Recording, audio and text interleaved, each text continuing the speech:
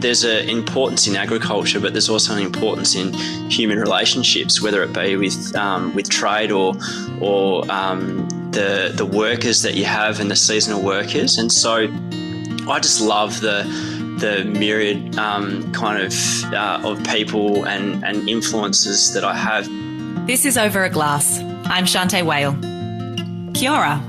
Julian grounds as chief winemaker at Craggy Range Winery, situated in the majestic North Island of New Zealand. Western Australian born, he dived into wineries and vineyards at age 17 and has continued to globe-trot and gain winemaking experience ever since. Now at the helm of such an iconic winery, Julian carries the responsibility with an effortless grace and a little pep in his step. Hi, Julian. Thanks for joining me. Hey, Shanteh. How are you? Yeah, glad to be here. Oh, thanks so much for making the time from all the way over there. Julian, the last time we were hanging out, we were cruising in your car, marveling at the lyric genius of Sade's smooth operator. How have you been since then?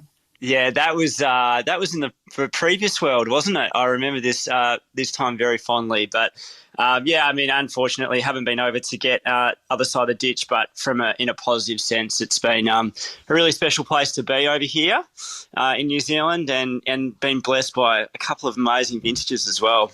Yes, thank goodness, because we've had some challenging ones here in Australia, and we need to sell some juice. So it's really great that you've had some great vintages. Can you take us back though? How did you come to be a winemaker, and what was your life like growing up in WA? Yeah, so kind of grew up on the south coast of Western Australia, a town called Albany, which is actually situated in the wine region of the Great Southern, because I haven't been there. And I kind of my extended family grew up on the farm, so we kind of had that agricultural background. And luckily enough, in the house, we always had a kind of food and wine culture. Parents were both very much into cooking and wine, so it was this kind of logical matching of those. And I always had this kind of feeling that I needed to be around an element of creativity and science, so I couldn't really put my foot down to what kind of career.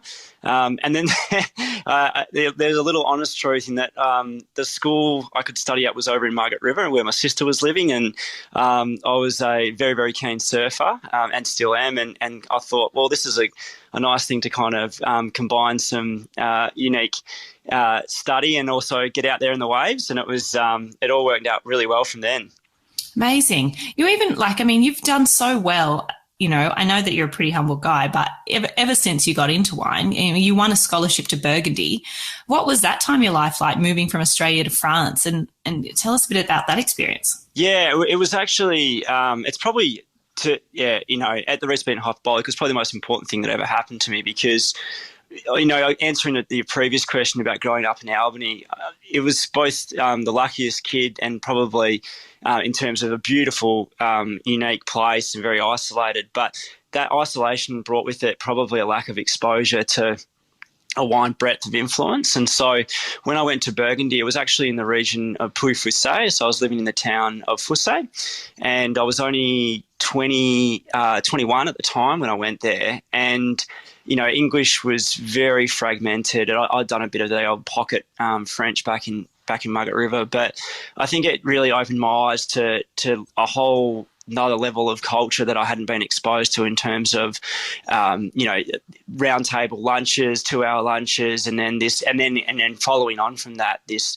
breadth of wine. And I'd been classically trained at Leuven, and it was such an important step in my learning and kind of setting me on the start of the path. And then all of a sudden I was in these 400, 500-year-old wineries in Foussay, and it kind of just started to expand my knowledge and gave me a thirst to kind of go on that kind of global trend after then, in terms of trying to find out new places to work and new regions to learn from. So what was the experience like from, in terms of cultural? I mean, you're saying that it was a big change for you, but how was even the language? Did you learn to speak French while you're there? Yeah. I mean, the language is pretty funny, considering how bad my French was and how little English was spoken. But we were picking every morning in the vineyard and then going into the winery, and that was with mostly young French people, and it was that learning on the go, and then gradually you start hanging out socially, and I just gained it so quickly in terms of an understanding. Like I got kind of one of those things where it left me as soon as I left the country, but there was so many layers of learning from that culture that I took on in a short space of time.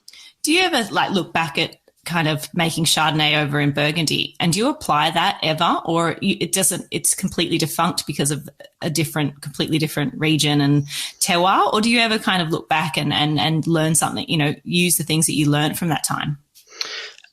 I think that you hope that, and I definitely did from me, is that it starts to challenge your existing thinking if it's different to what you had learned in the past. And that starts to form part of your narrative. And I believe that that's probably that's helped me along the journey, in that, having worked in a couple of different countries around the world, or several, and different regions, that they all kind of become this subset of your own style, is that you've taken little bits from these. So it's a long-winded way of saying I definitely would have taken something from, I can't remember what that was right now, but it's probably helped to define what my style is at this point. Yeah, that makes a lot of sense. And then you traveled all over, but then you were senior winemaker for quite some time at Giant Steps in the Yarra Valley. What did you learn from the very talented Steve Flamsteed? Yeah, Flamo, he's probably the most loved human being in the industry, isn't he? He's an amazing guy, and lucky enough to still be very, very close friends. I think Steve, and for many of us that have been mentored by Steve, he has that amazing ability to understand, fine wine, and then also understand the risks that need to be taken to evolve style and be a style leader. And he's got that appetite for constant trialing and evolution. And that was a really big thing that I was motivated to go work for him, because I kind of had that feeling myself that I always want to try, or I want to learn, I want to gain more. But there's also that part with Steve, is that, and I'm guessing it's probably down to his chef upbringing, is that he loves flavour and he loves balance. And so that's been something that's had to kind of I've taken away from there, is that wines have to be delicious, as well as, if you're going to look at it, maybe not polarizing, but they have to have personality and to stand out from the pack. But they have to be delicious. They ultimately consumed, and that was definitely something that I think we were achieving. In that Giant Steps days, when the wines did start to garner a lot of attention around that 2014, 15, 16 period. Yeah, sure have. And they've just gone through the roof now. But it's great to see that, you've continued that on at Craggy. You spent some time in Central Otago, but it's a huge decision to move your family to New Zealand. So how did that role as chief winemaker at Craggy come about? How did you decide you were going to uproot your family and move to New Zealand? Yeah, it was a really large one, like you said, and probably not one that we saw coming. But very fortunate that it did.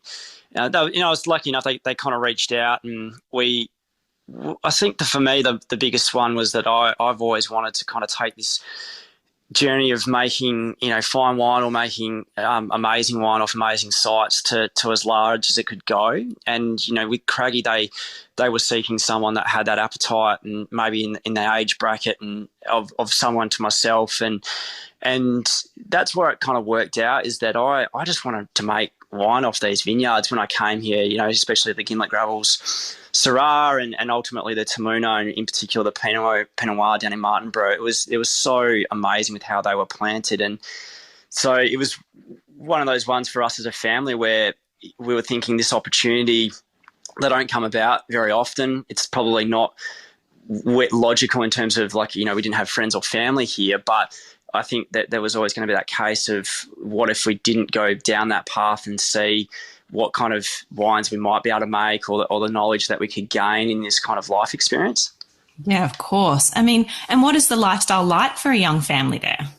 Yeah, it's really good. New Zealand is all as it looks, and for everyone who's visited, it's a very friendly and beautiful country, and easy to travel. So, fortunate enough to get to the snow, and we live on the ocean, and the kids absolutely love it. And from a cultural sense, having the understanding and the learning of Māori culture through the schools and through my wife's work, it's been probably something that we didn't anticipate would become such an important part of our life as well. Of course. Yeah, absolutely. And I mean, you're such an outdoor person. You're a bit of a surfer and skater and you snowboard. So it really does seem like the perfect place, let alone, like you said, getting your hands on all those incredible iconic wines that Craggy Range make. I mean, your mouth must have been just drooling when you saw the facilities and everything that you had to play with, right? Yeah, a bit of a kid in the candy shop. Yeah, and definitely they were really supportive of some of these kind of ideas and questions I had when I brought over here, and been fortunate enough to add to that through concrete fermenters or artisan coopers from Austria and France and then I think the biggest one is they've been really supportive of the slow style change or the methodology to how we're farming that I've been really keen to bring across to the company. So that's worked out really well in terms of the quality of the wines has hopefully reflected that. And I feel really supported and very lucky, as you mentioned, to have these resources. I mean, it's not just a couple of hectares. We have, 85 hectares on the gravels of quite incredible high density fruit. And then we have a bit more than that of Pinot Noir down in Tamuna. And for me, anyone to have that much amazing quality fruit at their disposal, it's quite incredible. I think my first vintage here in 2019, I made 45 different ferments of Pinot Noir, and that was to make just 2 wines. So you can see the breadth of experimentation and kind of understanding of clones that I could kind of fall out from that. Of course, gosh, yeah, you can definitely get your hands dirty in that first vintage. When you talked about a little bit about your approach to land, I'm assuming that means that you've been. I mean, I know you champion kind of sustainability and kind of looking for the future and how has that played out since your time there? Yeah, so definitely it's been, the commencing has been through this traditional space of organics and we've slowly rolling that out across all our vineyards and definitely the first step to that was the removal of glyphosate and through undervine cultivation. But I think the great thing is that in New Zealand, that's, it's taking that spread far and wide in terms of that philosophy. And so I think for us, we're very much on the play with a lot of other people and that, organics is just the start. And now we're starting to integrate regenerative practices as well. And I'm fortunate enough that through my wife that have a friendship with Mimi Castile, and that's been a real eye-opener and a benefit for us in, looking at things like biochar and the integration of cover crops and what have you. So I think the future will definitely be a consolidated approach more so than just a traditional certified approach, but definitely you have to nail the basics first. Yeah, absolutely. And you are in a spot that is pretty lucky, Hawke's Bay and Martinborough. You've got some really amazing sites. Marlborough and Central Otago have drawn a lot of the worldwide attention. But what makes Hawke's Bay and Martinborough so unique for winemaking versus the rest of the world? Yeah, and the benefit for us is that they still do garner a lot of attention and bring the eyes over New Zealand.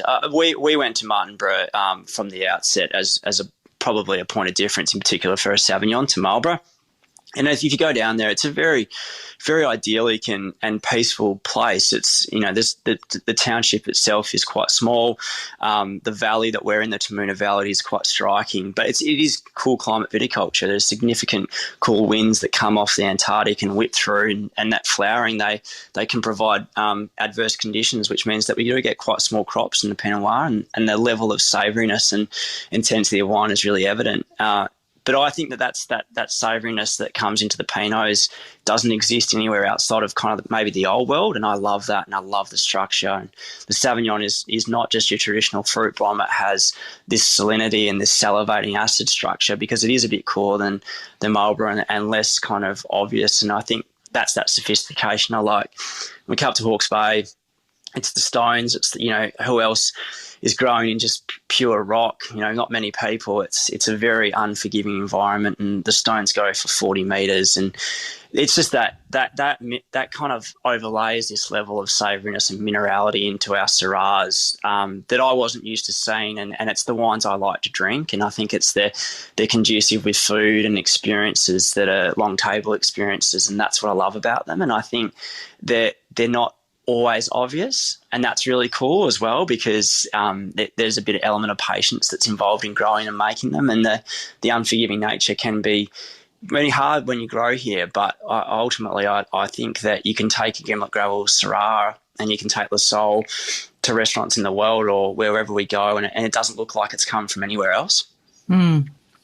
Yeah, very true. It has its really unique personality, and it kind of combines a little bit of New World, a little bit of Old World savoury fruit. Like, it just has a bit of everything going on in it, doesn't it? It's a great wine. Yeah, and then that's definitely how I feel about that wine, is that it's a complex and evolving wine that is experiential, and it's a beautiful one to make. Yeah. Lucky you. Julian, what's the best part of your job, and what is the part that you detest the most? I mean, and then I know that's a hard question, but there's got to be some real highlights and some bits you really don't look forward to. Tell us about those. No, it's great. I mean, the best part is that it's an amazing business in terms of set up in this 1,000-year-old family trust. So you just have so much clarity, and there's no kind of sense of urgency about getting things done. So the decisions, they're thought out, and they are for the long term. And then that encompasses amazing vineyards and amazing wineries. So I feel like the luckiest guy in the world in terms of being a custodian for however long it may be, and in the small part of the Craggy narrative. The worst part, well, the last 2 years, not being able to see anywhere else, it's probably not been the most positive thing from a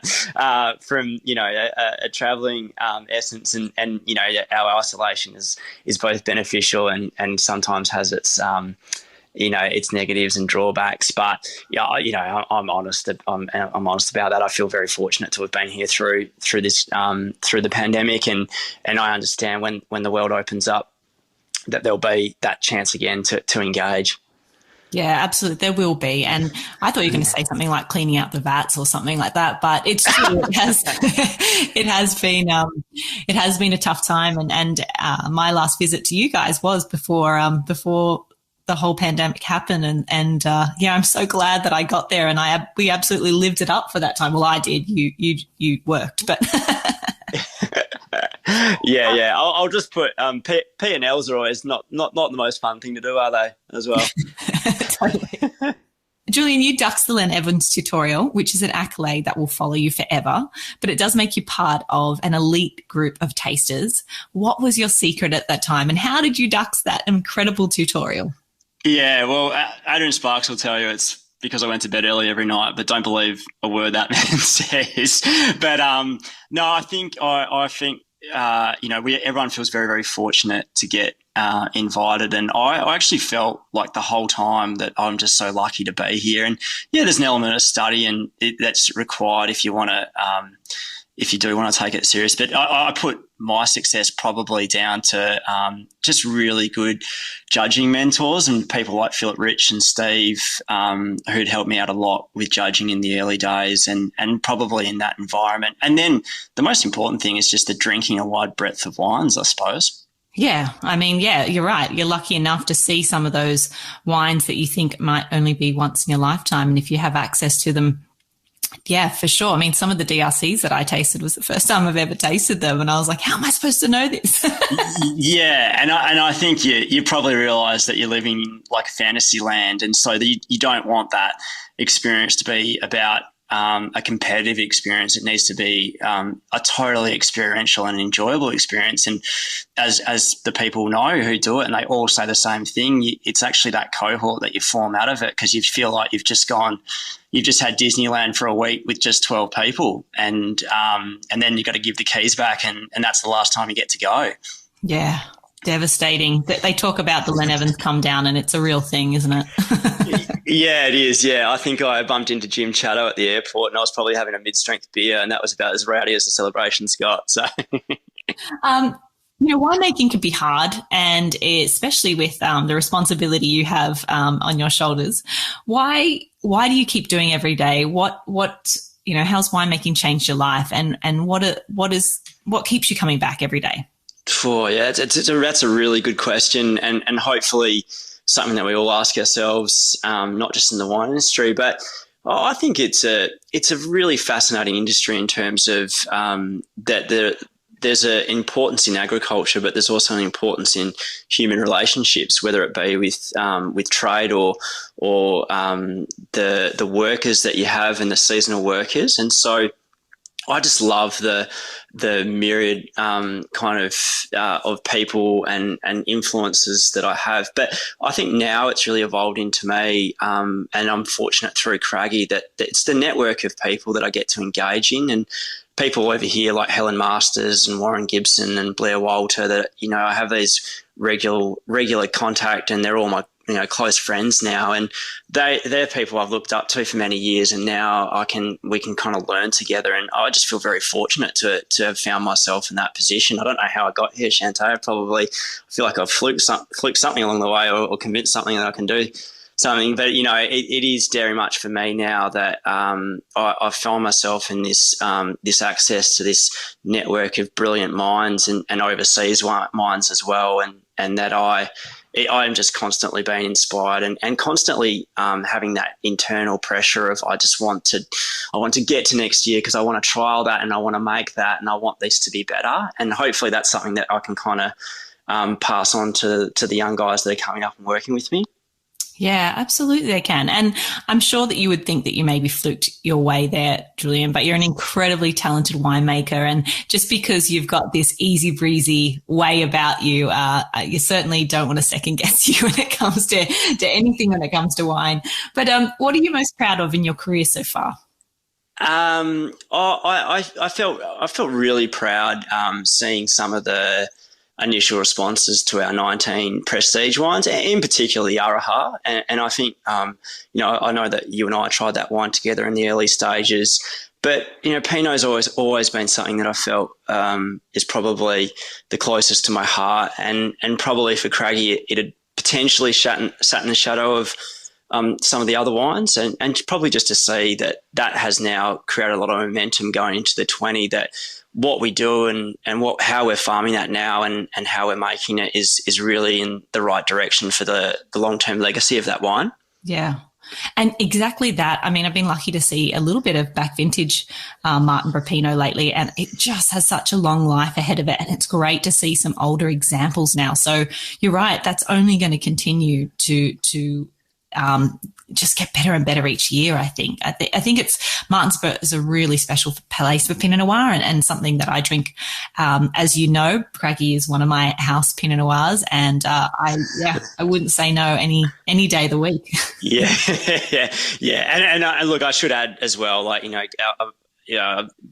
the LET was something from a personal point of view that you can only do it once, and I'll never forget that. But it, hopefully it's the years to come of some of the wines that we look back and drink that has just as much importance. Absolutely. Well, I think you're doing an incredible job over there, Julian, and I'm really looking forward to when you get to come back and see your family and friends over here as well. I ask everybody on the podcast, if you could only drink 3 beverages for the rest of your life, what would they be and why?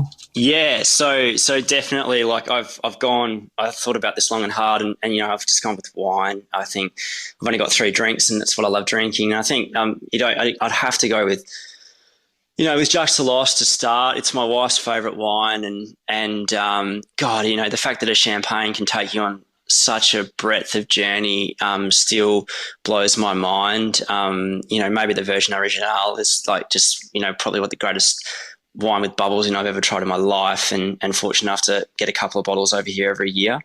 So you got to start the night with something with bubbles in, and that wine is just how it happens to transcend all the wines around it in terms of that style is just amazing. Secondly, probably Pierre Auvernois and probably the Vin Jaune. I was really fortunate on the trip actually after the Len Evans to go to Pierre Auvernois' house and have dinner with his family and a tasting for about 8 hours. It was the most memorable night of my life actually, with my wife and several other friends and a couple of guys who'd worked for me in Australia. And he did all the wines blind, and I think we finished on a 79 Vin Jaune, and it was just it was actually a lesson in the intellect and the understanding of quite a brilliant man, and the research that had gone into getting to the point of making those wines. And then I think lastly I'd have to be quite gluttonous, and because if I don't have a Pinot in there, I think Steve will actually phone me up and abuse me. So I said, probably Domaine Leroy and one of our holdings from Mazzini. I think that, Leroy Bezois is just, probably the most profound wine personality in terms of what she's done in the past and what she continues to do. And, I can't afford to drink the wines, but they pop up every now and then if you've got good friends. And they're always thought provoking, not just the sheer quality fled. And so you're going to let me drink it every day. So I thought, why not go out on top? Absolutely. And you're right. If somebody else is bringing it to the table, how can you say no? That night at Overnoise sounds unbelievable. The Vin Jaunes have been some of the wines that I think, over time as well, just they last a lifetime. And, you can transcend, like you said, just generations and generations, and think, my God, what was happening in the world at this time? And I can't believe I can still taste it. And these wines are so alive. So, three really strong. And I have to say, your wife has very, very good taste with Salos. I think we'd get along really well. Yes. Yeah. Very good and expensive taste. Yes. Yeah. Only the best, right? Yeah, exactly. Yeah.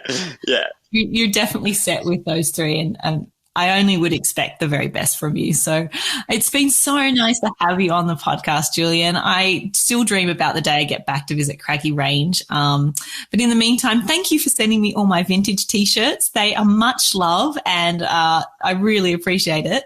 And I hope that we get to see each other soon. Yes, absolutely. And don't worry, they'll keep coming. But yes, hopefully very soon. That would be amazing. Yeah. Thank you so much for spending the time with us, and take care of yourself over there. And we'll see you when you get over the ditch sometime. Cheers to you. Thanks, Shanteh. Appreciate it. This is Over a Glass. I'm Shanteh Wale. Stay tuned for more stories from the world of wine and drinks. Listen in every Thursday on your podcast app. Follow us on Instagram at overaglasspod, and contact us at overaglass@deepintheweeds.com.au.